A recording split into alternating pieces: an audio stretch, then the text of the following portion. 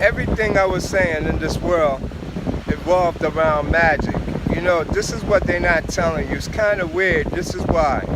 The reason why is because ever since like the 1500s and 1300s, everything changed. We stopped wanting from like using the forces of nature and being one with nature to like a system that's designed, and that's where you had the laws of measurement come in, where it's like if you can't measure it, you can't document it, and it don't have data to it, it don't exist. So you only have a world that of things that's accountable in this world and could be measurable scientific wise, is the only things that's really actually accounted for as part of your actual reality as far as science goes.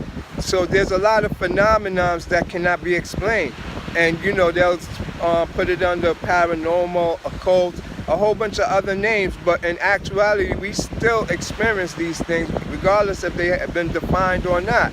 And so this is where the problem happened. That took place like around the 1300s to the 1600s. There was a skimmage going on where we lost the information of the Egyptians, the actual cause and effect of life, and that made us now lose our whole spiritual aspect of ourselves. And with that now, we now miss what's going on. With it now being based prior before that on magic, as you can see with the Egyptians, with the Babylonians, with the Sumerians, everybody practiced that. But you see, it got to where control was the main thing. Control of people, the whole population, maybe the whole world. And everybody had to fall under one mind state, one doctrine. And that's where this get interesting, because now you see conquering come in, the Inquisition come in, you know, the destruction of the temples, hidden information come in. All this hidden information is about magic. It's plain and simple. It's nothing more, nothing less. And this magic now is what they're talking about when you read all these occult books that they really summarize so that the Western world could have it into what's called the Kabbalah. The Kabbalah, even Gnosticism in a way. These is now, you could say they collaborated and they took all the books and made it into one great book. And that was, they call it, the Jews really is responsible for that. But originally they got a copy of it from the Egyptians, the Coptic Egyptians, right before Romans and everybody came in, and the Phoenicians, and Hellenized Egypt, because Egypt, you know, they don't play or release their information to nobody. So, you know, they had to redo everything over, and it became a mystery. So now, with all of this in mind now, magic is like the source of what we're missing to misunderstand what's going on here. So we'll look at the Illuminati as if they're doing something demonic or something, because they're actually using the forces of nature. Or not just them, you have other people that do it, and it's not that it's evil or anything bad. It's actually what's going on. Nature itself is magic, but it's actually predicted and controlled through us. And until we gain control of ourselves, we're not going to have control of nature.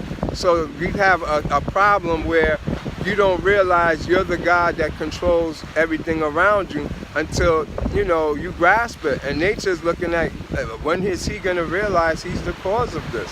So we have to unite ourselves, but it's like, to get this type of understanding and power, or whatever you want to call it, you have to go through initiation. It wasn't something we all just did that simple. It was something you went through a 6-year initiation to your awakening. Aside from that, you would just be with the stories of what your government tell you, what you see on TV, or what they make you believe. But as you go up and perceive more, have more understanding, especially if you have psychic abilities, then they'll bring you into the upper chambers and you will understand more. That's how it works. So really, you know, we have a two-side in life where we see life one way, but then it flips and it's a whole opposite really in life, and that's the way they live in. So with that in mind, you know, I just wanted you to understand that, you know, Mary and the temple prostitute and everything, That's our regular urban woman. I saw a black queen today. You know, she go through her trials and tribulations, and then when it's time for her to have a child, she leave the goddess life, and then she assumes the role of the mother, you know, the great mother, and she suckles and feeds Isis now and takes care of hers. And then later on in her later years, after she finished raising them, she go back to her goddess life, continue on her lessons. So I just want y'all to understand, don't think that, you know, just because you having kids and raising a family, you're exempt from anything. Nobody is exempt, but only thing it does do, it make you have to, like, how, you know, if you read the story or you know the story, it's like you have one job, you're Clark Kent in the daytime, and at night you're Superman or when something go down. So you retire for a little while and become Clark Kent, but you still got to be accounted for as a god. So, you know, it's nothing that is being exempted from you just because of. Everybody is accounted for their own self. So I just wanted you to realize that, because Mary role is the most precious, because without the mother, who's also Isis, who's also Hathor, who's also Nuit, you know, these is all different expressions of yourself. With the mother Nuit, you know, the first, that's when you having your child. When you have your child, that's your state of mind. That's how you think. So right now, when you go now and you have love, universal love, you're more like Hathor. When you now into Isis, you into the worldly love, you know, and worldly things, whether it be war or love. So you have many attributes and reflective sides to you, and characteristics and attitudes. These makes up your gods, because you choose upon them by which one you choose to demonstrate, which one has influence over you. So, you know, I just wanted you to understand that that's an African story of Marie. Marie is it's from Igbo. The Igbo people have Marie, or the Yoruba. I think it was actually Nigerians. Nigerians got Marie, and that's Mary that they took. So you got to understand the concept is very real. It's the urban woman who is gonna be single and have a child by herself and raise the child, and that child is gonna be us. That's who we are. We come from these single family households, but that's how it's supposed to be.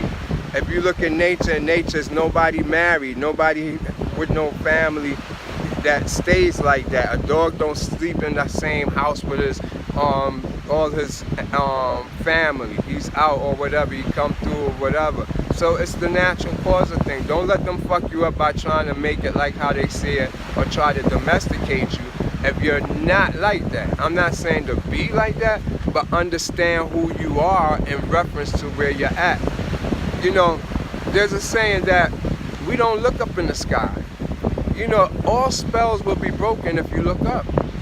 It's like everything is up in the sky. Let me tell you, first of all, if you look up in the sky at night, you're gonna see the purple, the magenta spectrum that's always there hidden in the sun.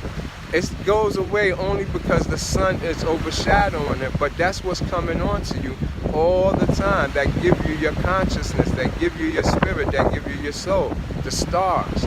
And so when we don't look up, we don't see what we really supposed to see. We're being tricked by what's in front of us. And if you notice, all the satellites, everything is up above you. The sun is up above you. If you don't stare into the sun to the toxin in your body, you're never gonna realize you was poisoned. And you have to detox first to see to feel what's good. Else you will never know what good was. That's your interpretation of it. So that comes now. You have clouds, you have so much things. Look for objects, look up more, man. That's how they got y'all spelled up. Y'all spelled up because y'all don't know how to look up. And what they do, they control up there, man. We're not even involved in none of that. So you got to understand what's going on. And you know, the concept here, let me give you an idea. It's like in the Bible, they have it saying that how the first begotten son, he sacrificed his only son to make this world. Everything was a sacrifice, you know. He sacrificed himself to create this shit. So you gotta see, that's literally magic. Think about it. In magic, they always gotta do some type of blood sacrifice. Those is all blood sacrifices. The same shit when Noah and them finish, as soon as they land on land, they go build an altar and do a sacrifice. And I'm not saying go do sacrifices, go kill nobody, I'm just trying to tell you, everything is magic. They trying to trick you about it's not. Now, here go the problem that we don't get it. Magic work with your mind. It don't work like a wand and hocus pocus and 2 cards. That's entertainment. That's not magic. Real magic, only you do it through God. You can't control it. It controls itself. It comes in through your kundalini and your chakras, and it works through you when it wants to, but you have to actually, activate or interact with it for it to know you fucking with it or you in it. Once you do that, then you have like a radiance over you, your chi energy.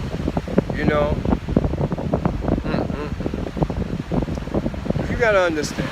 Let me break it down a little more. The zodiacs. There's a belt that goes around the solar system. I'm not gonna give you the exact name of it. I don't know the exact name of it. It surrounds the whole solar system. Look it up or find what it is. I'll give you the name later. Put it on my Facebook. But that's the whole zodiac. Have you ever seen the circle? The outer circle is the zodiac. That's now is where the sun is at any given time during the year, and it takes a whole bunch of long times to circle that shit. That 25,000 years and all that. Now this is what happens. As we go through and it hit the rays of what's called Sirius. Sirius now reflects it down to Saturn. Saturn reflects it to all the moons and it hit us. You understand what I'm saying? So, being that that's how we get our consciousness, we get all this energy and everything, that's very important to us.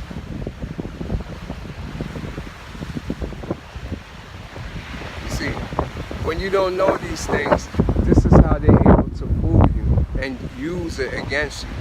They have their rituals, they have their times of the year that they do their stuff.